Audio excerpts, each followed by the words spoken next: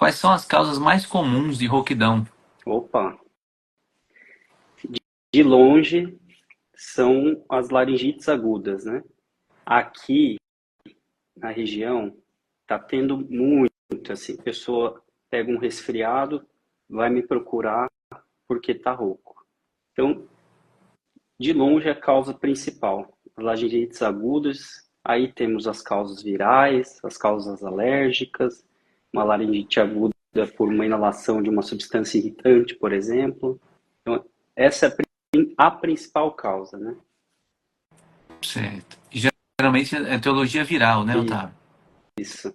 Então pega Teologia viral. aquele ali tá no trabalho, lugar fechado, vai lá na copa, uma pessoa tá tossindo, tá com o nariz escorrendo, almoça junto, na outra semana é igual batata quente, vai passando de um para o outro. Então essa Uhum. é o cenário geralmente comum. Quem nunca teve essa experiência no trabalho ou em casa, que atire a primeira pedra aí. É verdade. E o que chama a atenção é que um ponto em comum desses pacientes, na maioria desses casos, a gente vê o paciente com muita tosse, né? Aquela tosse sequenciada e na sequência a voz começa a falhar, aquela rouquidão, alguns casos até de afonia, que tenta falar e não sai nada, que é uma situação que deixa muito, muito aflito os pacientes.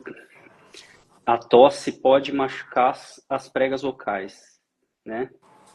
O trauma da tosse faz uma prega vocal bater na outra de uma maneira tão forte que acaba gerando machucados nas pregas vocais, literalmente úlceras.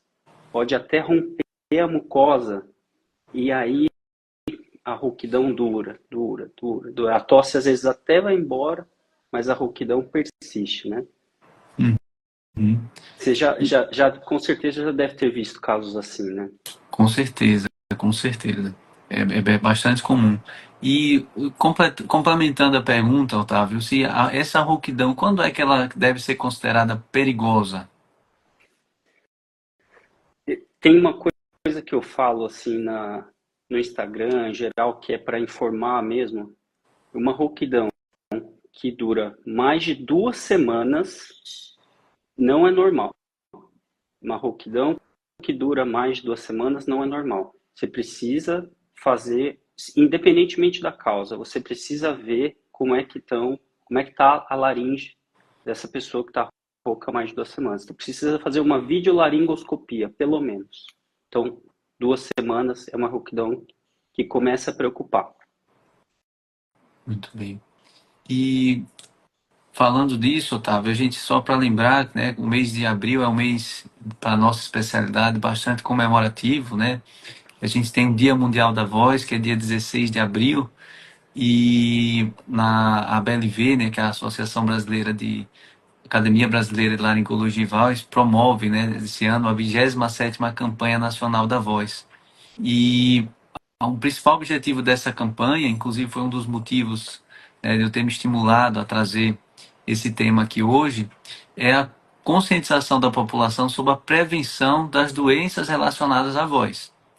Todas elas, em especial o câncer de laringe, né? Muitas vezes é um tema um pouco árduo de falar, mas eu acho interessante que a gente aborde um pouco esse tema, Otávio, porque é algo que, quando diagnosticado nos seus estágios iniciais, a gente consegue uma altíssima chance de cura, né? E às vezes, quando a gente vê no nosso consultório aquele paciente que faz a laringoscopia, às vezes demora 6 meses, um ano para chegar num laringologista para poder definir a conduta terapêutica, às vezes a gente fica até com o coração apertado, porque sabe que se aquele paciente tivesse vindo um pouquinho mais cedo, uma cirurgia menos invasiva, um tratamento menos invasivo, a qualidade vocal tende a ser melhor. Então, esse é o grande objetivo dessa campanha.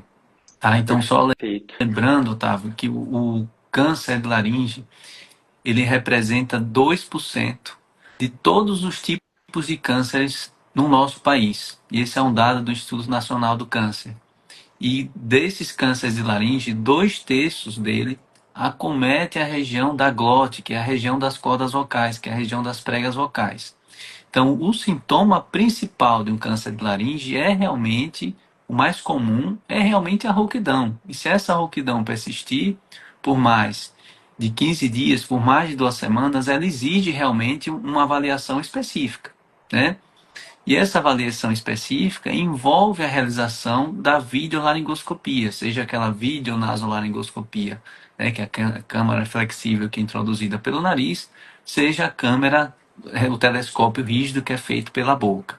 E aí a gente consegue identificar o que é que está acontecendo naquele padrão de rouquidão e ver se tem algum tipo de lesão ou não, ou se tem alguma disfonia funcional, ou se tem refluxo envolvido nessa questão, ou se é só o edema e hiperemia transitório por conta de um quadro viral que se arrastou um pouco mais, que teve um pouco mais de tosse, que pode deixar uma sequela transitória aí, mas toda a rouquidão por mais de 2 semanas exige avaliação, certo? E só para tranquilizar a população e o público que nos assiste aqui, né, o câncer de laringe ele é raro, é muito raro, né? Às vezes o paciente fica escondendo ou fugindo da consulta para não fazer o exame com medo de ter alguma coisa ruim. Não, não é isso. A maioria dos problemas relacionados à voz são doenças benignas, de curso autolimitado, como é o caso das laringites agudas virais, né? Tem casos que tem lesão como os nódulos, que são casos que faz fonoterapia e na maioria das vezes resolve e sai muito bem. Então precisa desmistificar e conscientizar a população que o otorrino está ali para ajudar, né? Está ali para complementar, para trazer qualidade de vida, melhorar o padrão de voz, padrão de respiração, e essa é a nossa função muito importante. Eu sou o Daniel Dávila, sou médico otorrinolaringologista, atuo presencialmente e por teleconsulta. Gostou desse conteúdo? Você pode também assistir esse outro vídeo, que vai também lhe ajudar e esclarecer várias outras dúvidas.